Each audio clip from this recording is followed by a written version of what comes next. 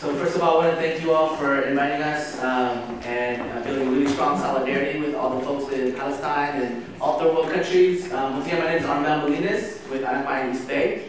We're a youth and student organization here in Oakland, and we also are part of Buy-In USA, which is an alliance of 14 different organizations across the country, which is connected to Buy-In Philippines, which is an alliance of hundreds of organizations in the Philippines.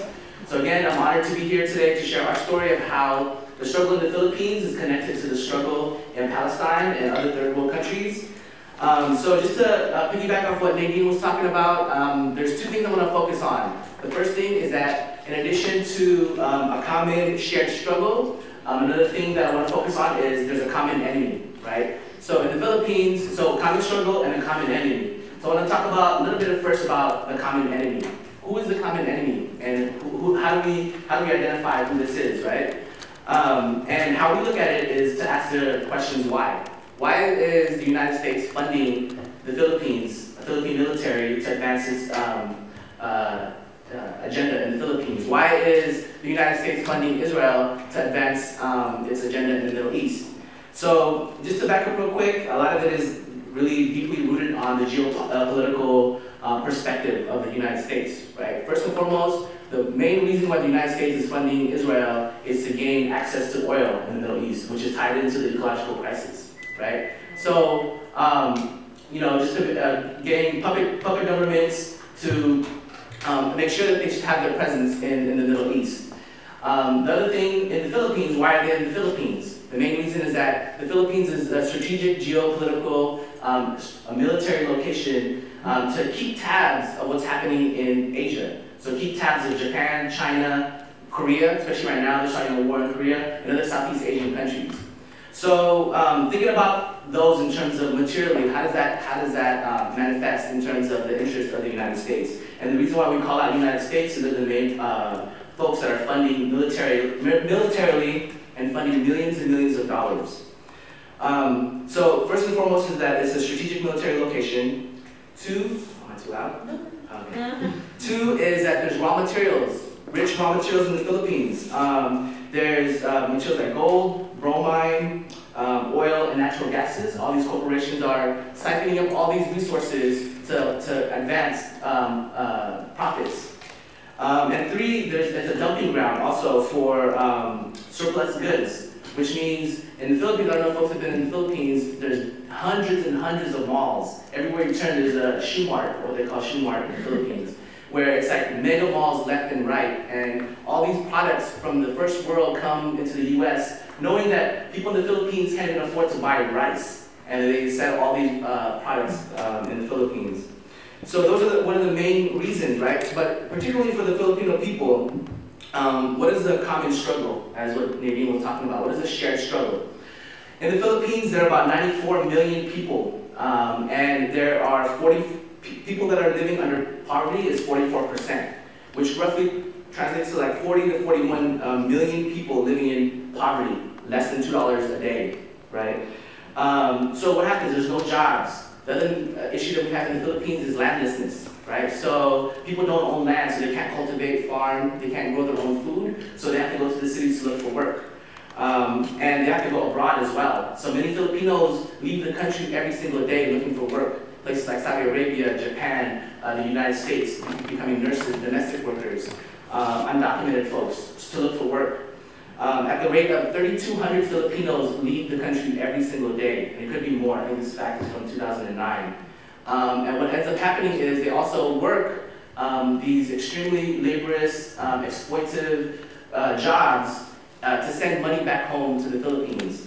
And to touch on what Nadine was talking about with the tunnels and funding the economy in the United States, what keeps the country, in the Philippines, what keeps the country afloat is remittances. Right, so when people work tirelessly out here in the US or in other countries, they send money back home. And according to 2009, I think 2010 statistics, there are about $14 billion that are spent every single year to keep the country afloat.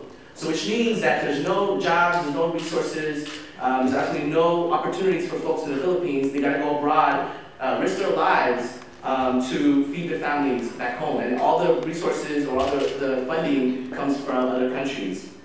In terms of education, just recently they slashed 1.1 billion pesos in 2011 budget for 97 UC. So it's not just access to jobs, it's education, it's healthcare, and the list goes on and on.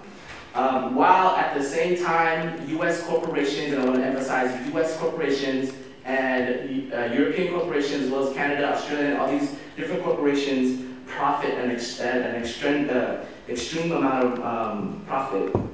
So according to some statistics that I found, from 1999 to 2004, there were about 160% jump in profits in terms of corporations.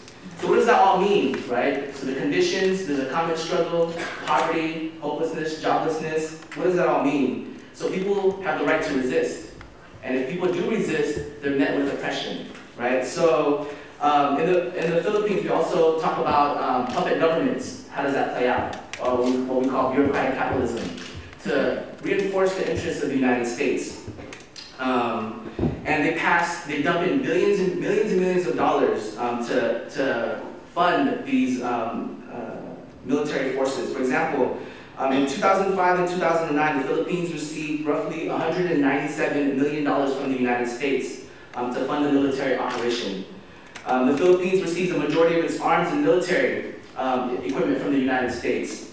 And they also passed programs like the Oplan Bantay Laya, which translates to Operation Freedom Watch, which basically is a counterinsurgency program by the Armed Forces of the Philippines. And they also have a visiting forces agreement in the Philippines, which it's basically an agreement where they receive technical support from the US to crush any kind of resistance. Basically it's like joint exercises with the US military. So what does this all mean for folks that are trying to resist? It means that there are rampant killings, disappearance, kidnappings. According to some statistics, when Gloria Macapagal-Arroyo, the former president, was in power, there were 1,188 state-ordered victims of political killings. So these are random folks, journalists, students, peasants, priests, common folks, farmers, that are fighting for their basic rights and their basic needs, and they're killed off. State-sponsored by the military. Now we're probably asking, okay, there's a new presidency, so there's a turnover in terms of like power, so there's a hope, right? So much like what folks are saying here with Obama.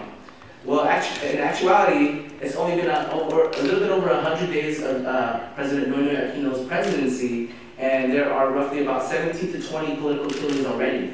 One of which, about 2 days ago, this brother named Leonardo, who was a botanist, was killed, and who was a fierce ecological justice person fighting for preservation of natural resources in the Philippines, right? To add to other examples, 43 health workers in Tarlac were wrongfully kidnapped and are still being detained without a fair judicial process. And some of these are women and children, and actually a couple of them gave birth in prison, and they're not even given the opportunities and rights for a fair trial. Further examples of puppet governments and corruption caused by the U.S. military's funding is that there were 57 journalists in Maguindanao and Mindanao that were killed during the elections because they were showing opposition in terms of power, challenging the power that currently exists in that region. So what does this all mean? What does this all mean? How does it translate to shared solidarity, shared struggle? Regardless of the slaughtering, the jailing of our people, whether they're armed or not, whether they're children, church folks, workers, there's a common history and a common shared struggle of exploitation. Although, we're bound by different oceans, different time frames, the rampant attacks are extremely linked.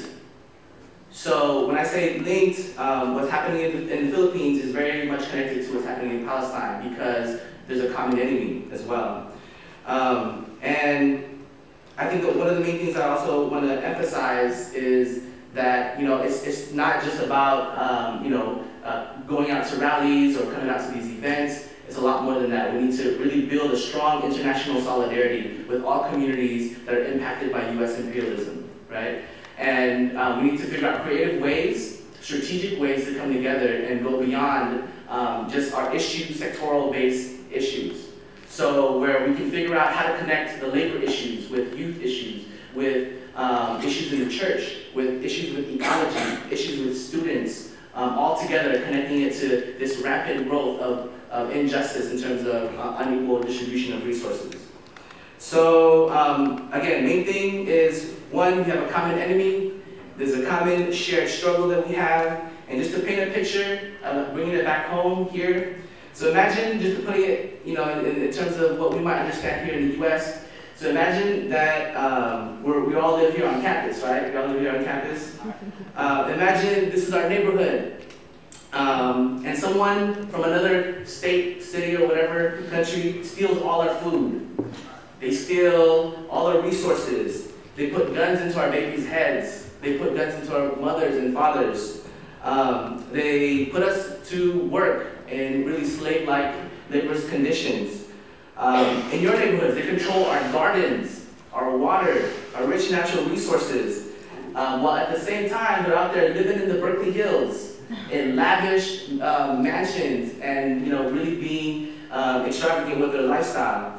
All in while people are suffering, hungry, many are killed in the process. What are people going to do? Is resist. Repression breeds resistance. And that's why so many people in the Philippines and folks in Palestine and other third world countries that are impacted by US imperialism is going through armed struggle as a resort to national liberation.